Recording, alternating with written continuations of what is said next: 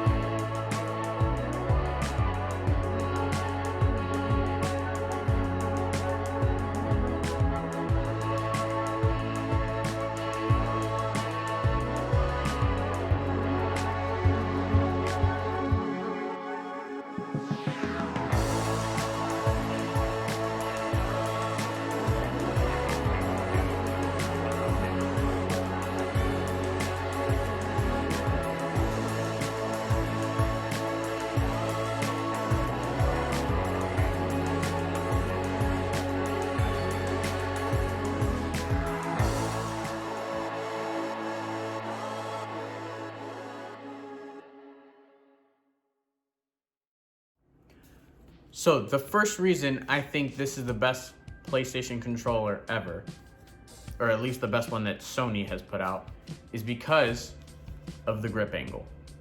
In my unboxing video, I said that the grip angle was fairly similar, which is true. It is fairly similar, but it is just a tad bit more with the old PlayStation controller, which I'm actually gonna go get right now. Excuse me. All right, so with this old PlayStation controller, the grip angle is a little bit more straight. You'll see right there. It's a little bit straight. This one is just a tad bit more angled. And with that angle, it really lets you get these middle fingers in there a little bit more comfortably to hold the controller tighter.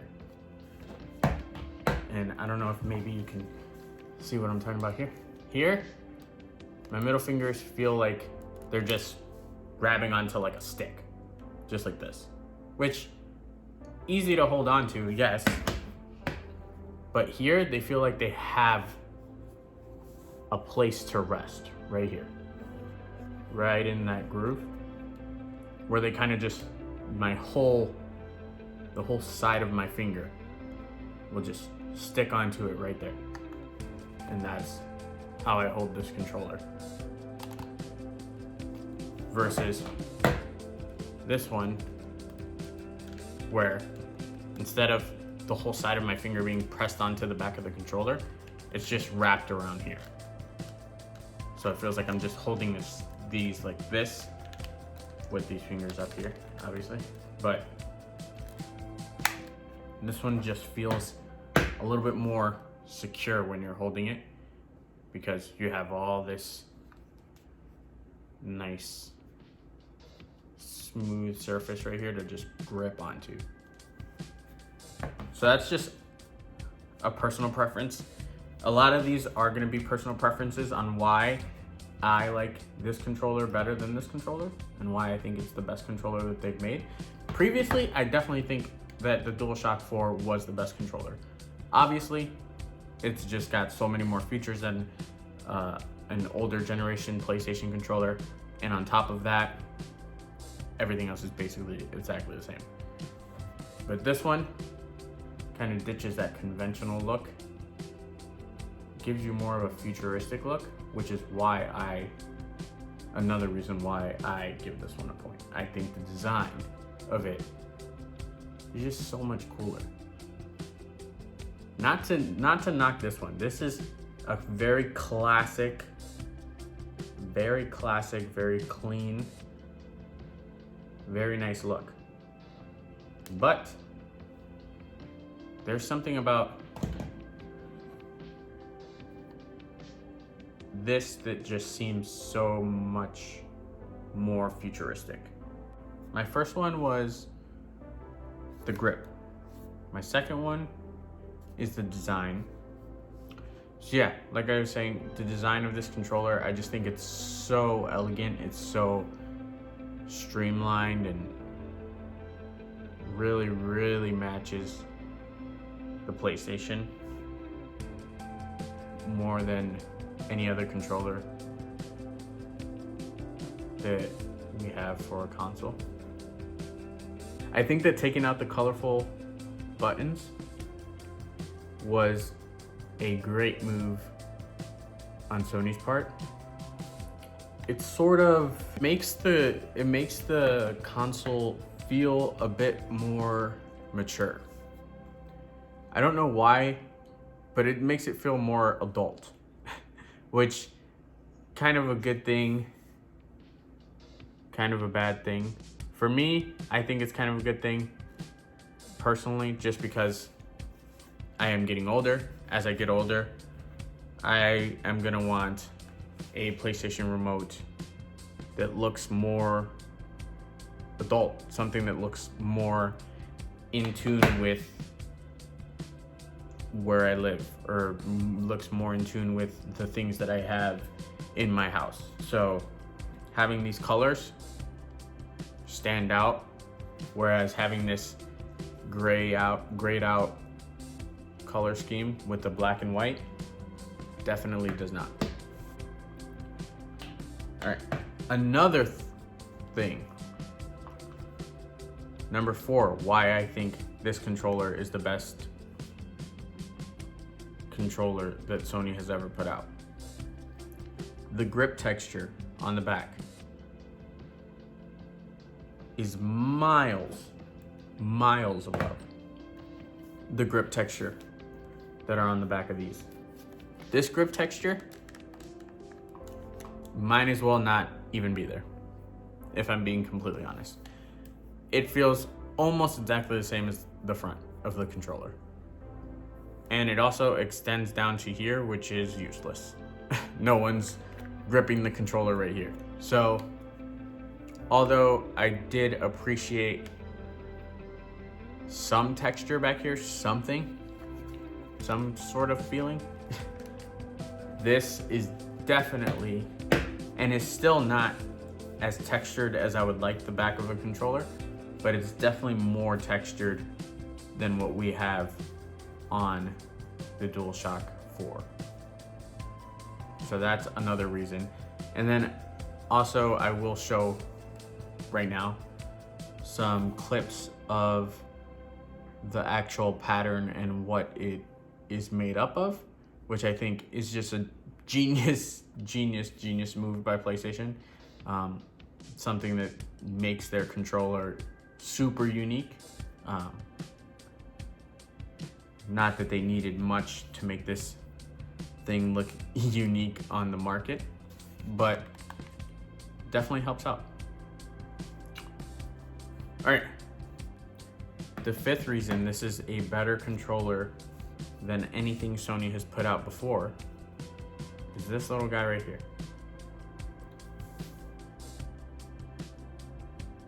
It's gonna be that little guy right there, which is a microphone. So the DualSense has a built-in microphone. That is my PlayStation window. That has a dedicated on-off switch right here. And I think one gripe that I have with this controller is that it is always on, and the light has to be on to turn off the mic. That's gonna take up some battery. Probably not a lot, probably very, very little battery. But that right there is still gonna be draining some battery when they easily could have made it that is off and that is on. So, would I rather the mic not be there? No. I still love the fact that there's a mic on this controller. Am I gonna use it a bunch? No, probably not. But do I still like this controller is versatile enough to have it? Absolutely, absolutely. If something happens to my mic and headset and I have to stream, I know that I'm covered because I got this right here. Number 6 is going to be the adaptive controllers. And something that I love about these adaptive controllers is that when you are playing Call of Duty or some kind of shooter, for first-person shooter that is made specifically to take advantage of this, you'll get a little haptic feedback and a little bit of vibration with the adaptive trigger when you're shooting. So you'll see the trigger actually move like this and jitter when you're shooting. That is a great touch, adds to the immersion of the game. And also just the whole adaptive trigger system that is on these remotes is not a gimmick. Do not take that as a joke. The adaptive trigger that are on these remotes is miles ahead of anything Microsoft can do right now. Microsoft doesn't even attempt it, and Sony has implemented it damn near perfectly on this controller. So I will say the adaptive triggers, something, hi Blake, something that I thought was a gimmick, definitely has some validity to it. It is very, very good, and I love it. And if you get one of these controllers when you get one of these controllers with your PlayStation 5, I highly, highly recommend playing Astro's Playroom, because it will show you everything that this controller can do, and it's really amazing. It's really, really amazing. All right. That brings us into number 6. So from now on, these things are gonna be things that you can find on this controller, but can't on this controller. So there's no more improvements that they made. It's just adding features, the things that they've added. So adaptive triggers was the first thing. You can't find that on this. Second thing is going to be this light. The light bar that wraps around the touchpad instead of being right there in the front. Why do I prefer this? Because you actually get to see it. It's pretty simple.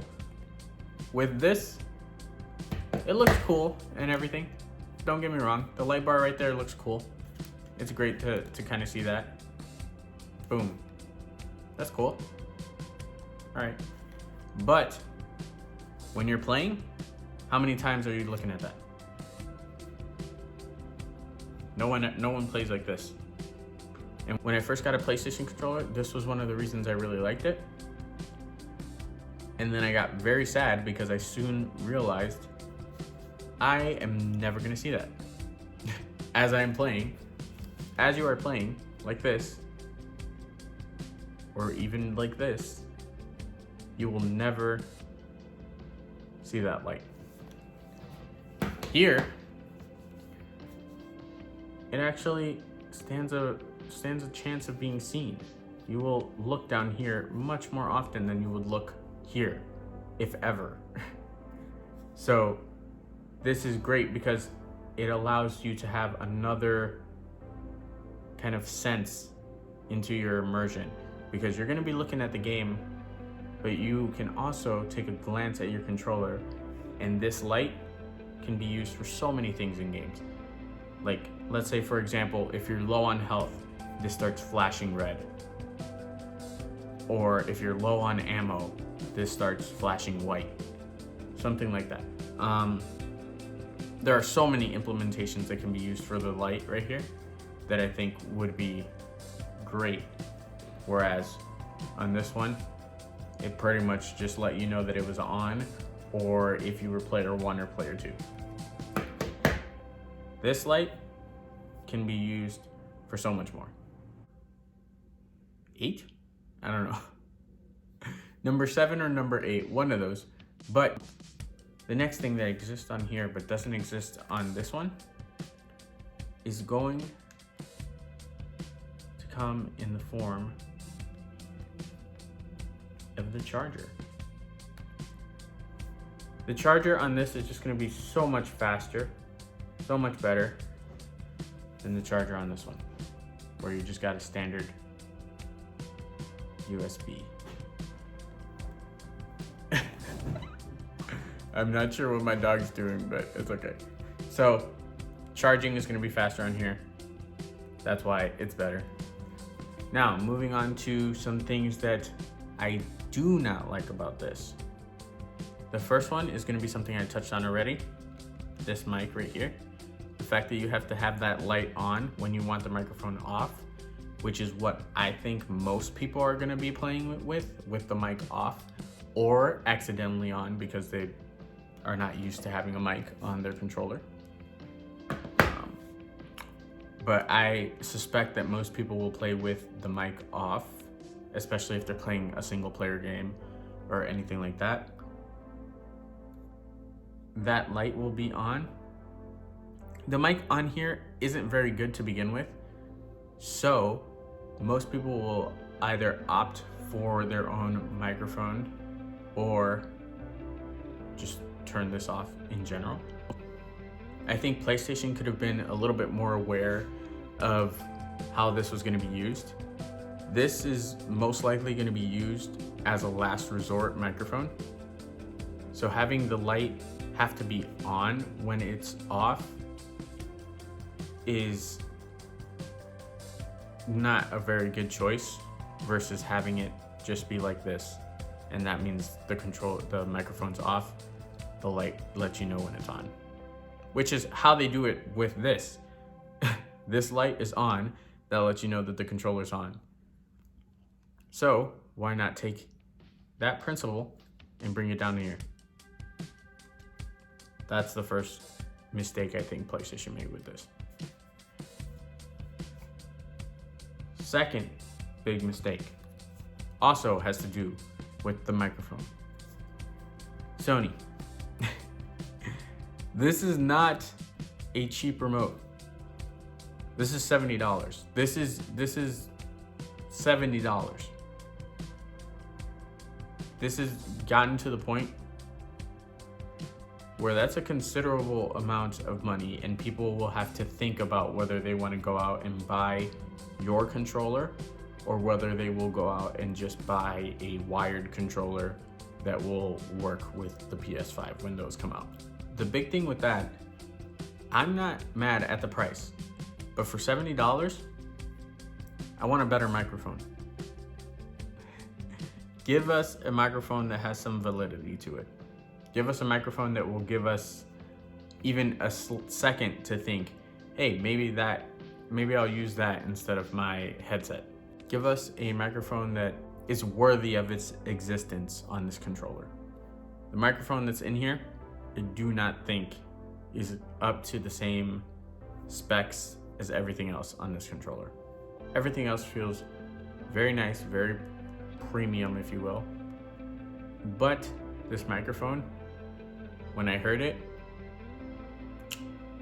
it just did not live up to everything else on this controller. All right, number 3 on the things that I did not like and the things that I suspect Sony will improve on. It's gonna be in here. The battery. The battery on this thing is improved. It definitely improved over this, which is not saying a whole lot, but it is improved over this. But what I will say is that is not nearly enough of an improvement to justify how much bigger this thing is. I feel like they could have fit a bigger battery in here. That's just me. But I also think if you would have made this just a tad bit thicker, I don't think anyone would have cared. Just a tad bit thicker. I don't think anyone would have cared. Especially if that means improved battery life.